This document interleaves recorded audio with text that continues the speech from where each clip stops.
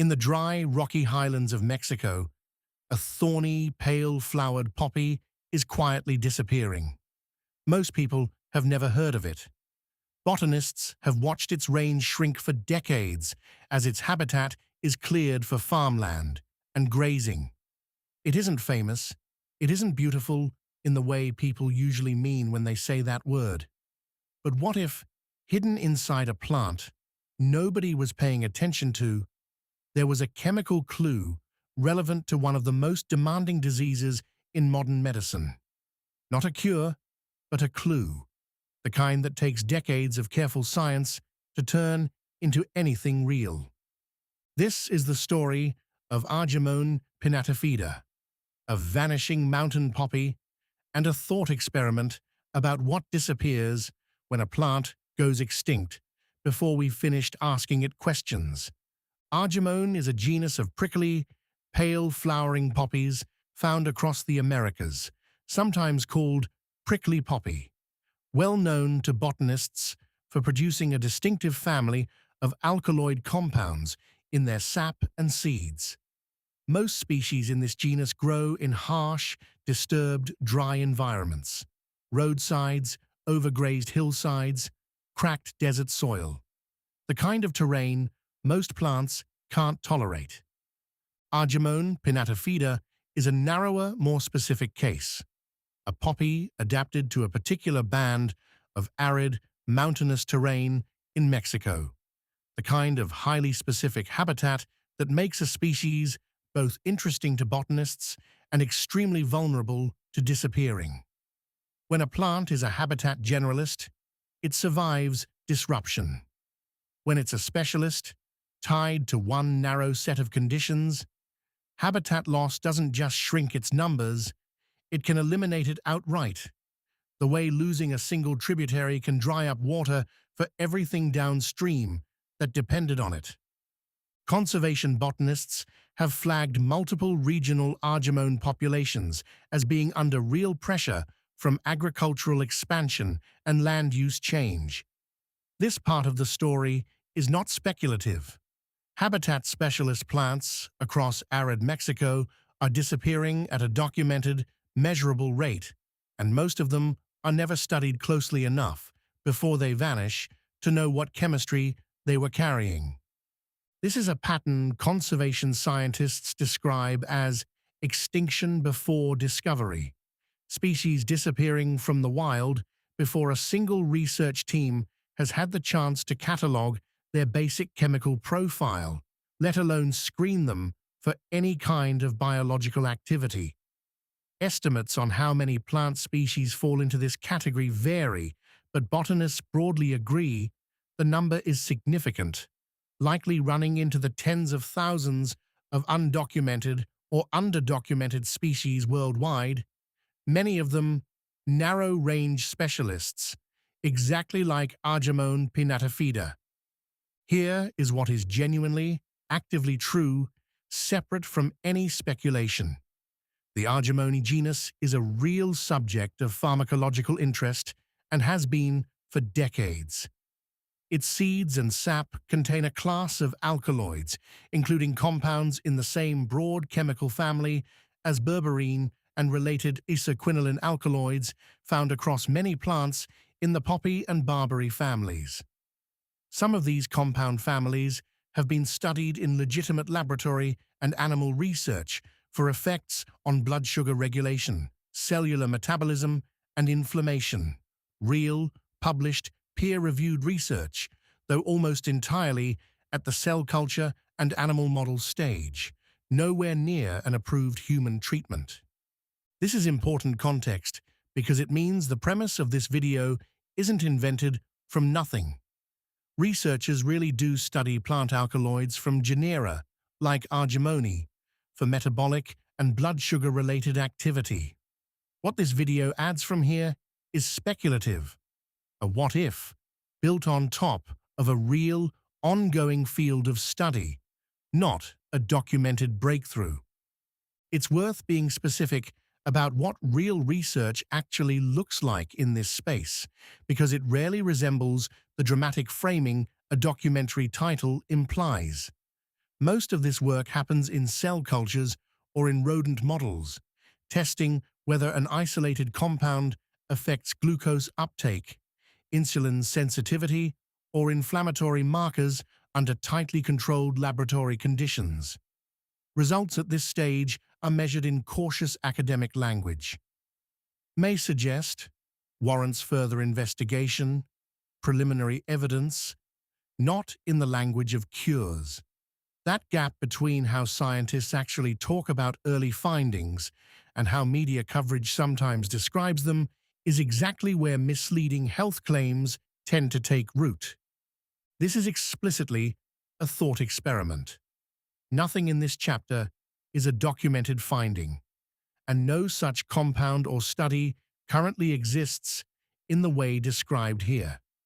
Imagine, for the sake of the story, that before Argemone pinnatifida's habitat shrank further, a small seed bank sample had been preserved by a regional conservation program.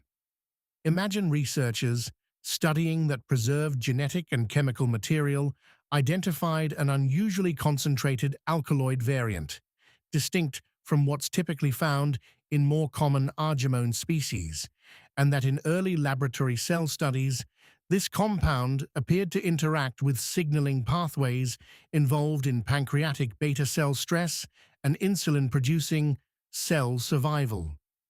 And imagine that this laboratory finding generated real excitement among endocrinology researchers, not because it suggested a cure, but because it suggested a new avenue worth years of further study into how beta cell health might one day be supported alongside, not instead of, existing insulin therapy. That is as far as the imagined story goes. In this thought experiment, just as in real early-stage pharmacology, a laboratory cell signaling result is an extremely early data point. It would still need years of animal studies, safety testing, and multiple phases of human clinical trials before it could ever inform an actual treatment. It would not, at any stage of that process, mean a real person could safely stop or reduce their insulin. It's worth explaining plainly why this disease deserves extra care in how this story gets told. Type 1 diabetes is an autoimmune condition in which the body's own immune system destroys the insulin-producing beta cells in the pancreas. Unlike some other metabolic conditions, it cannot currently be managed through diet, lifestyle changes, or plant compounds alone, because the body has lost the biological machinery to produce insulin at all. Insulin therapy is not a lifestyle choice or a first-line option among several. For a person with type 1 diabetes, it is literally life-sustaining medication, and stopping it can lead to diabetic ketoacidosis, a medical emergency, within a matter of hours to days. That means even a genuine, fully proven future breakthrough in beta cell regeneration, the kind real regenerative medicine researchers are actually working toward, using stem cell and gene therapy approaches today, would take years of clinical trials before any doctor would ever tell a patient to adjust their insulin because of it. A plant discovery, real or imagined, would be no exception to that process. Nothing in this video should ever be read as suggesting otherwise. This distinction matters because type 1 diabetes is often confused in casual conversation and, unfortunately, sometimes in health content online with type 2 diabetes, a different and more metabolically varied condition where diet, exercise, and in some cases certain medications can meaningfully change the disease's course over time. Conflating the two is one of the most common and most dangerous errors in health messaging about diabetes, because advice that might be reasonable to discuss for type 2 management is not simply transferable to a condition where the body has lost its ability to produce insulin altogether. If you have type 1 diabetes, or you care for someone who does, please do not change your insulin regimen because of anything in this video or any video like it.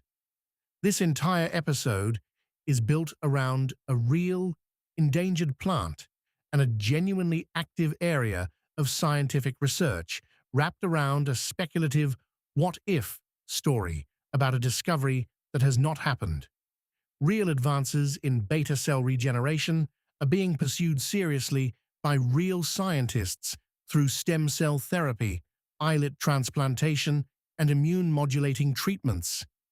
And when something real does emerge, it will come through your endocrinologist and years of clinical trials, not through a video about a wildflower. This isn't a disclaimer, tucked in for legal reasons. It's the single most important sentence in this script. Insulin is not optional, and no plant, ancient or newly discovered, changes that today. Set the speculation aside, and there's still something worth sitting with here. Argemone pinnatifida is real, its habitat loss is real, and the broader pattern it represents is real too. Countless narrow-range, habitat specialist plants are disappearing before botanists and pharmacologists have had the chance to fully study their chemistry. We don't know, in most cases, what we're losing, because we lose the plant before we finish asking the question. That's true independent of any diabetes connection, real or imagined. Willow bark gave the world aspirin. The Pacific yew gave modern oncology one of its most important chemotherapy drugs. The rosy periwinkle of Madagascar gave us treatments for certain childhood leukemias. Each of those came from patient, careful, often decades-long scientific study of an unassuming plant nobody thought much about until someone finally looked closely. Every habitat specialist species lost to land clearance is one more question we'll never get the chance to ask. There's a broader argument buried in this small, thorny, easily overlooked poppy. Biodiversity loss isn't only an ecological concern, it's also, quietly, a loss of scientific opportunity. Every extinction closes off lines of research nobody had gotten around to pursuing yet. We tend to notice this only in hindsight, decades after a species is gone, when someone finally asks what its cousins might have carried and finds there's no longer a way to check. Argemone pinnatifida may never turn out to hold the answer this story imagines for it. But somewhere in the thousands of plant species disappearing before we've studied them, there may be real answers we'll simply never get the chance to find. Not because the science isn't ready, but because the plant won't be there to ask. And for the millions of people living with type 1 diabetes today, the real story isn't a wildflower in the Mexican highlands. It's the daily discipline of insulin therapy, blood sugar monitoring, and a relationship with a medical team. The unglamorous, unfinished, entirely real science that actually keeps people alive, one dose at a time, while researchers keep working toward whatever comes next.